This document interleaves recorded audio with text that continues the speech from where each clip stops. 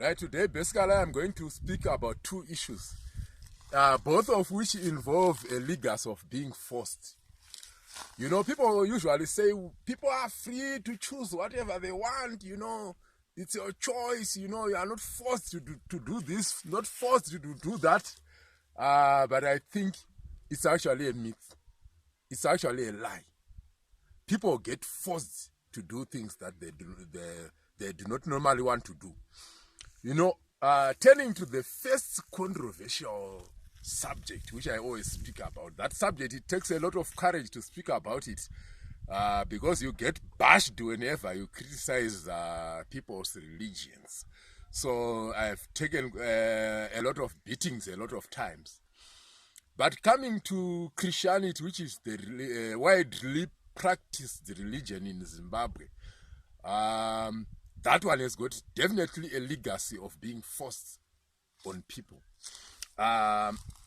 Speaking of the family level, you have got parents forcing their children to go to church, actually telling them that if you eat the food that I cook here, you have to go to church, or else you have to fast or starve.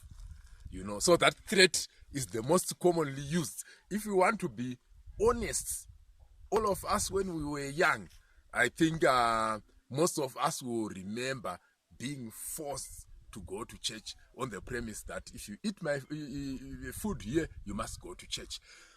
Just a few minutes ago, I was with my nephew down there, and he was speaking about when they absconded Sunday school the other time, and they were going and acting as ball boys at the golf club.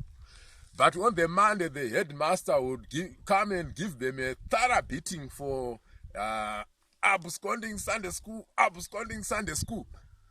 So that's the history of force there. The second issue is the issue of healthy eating, the diet.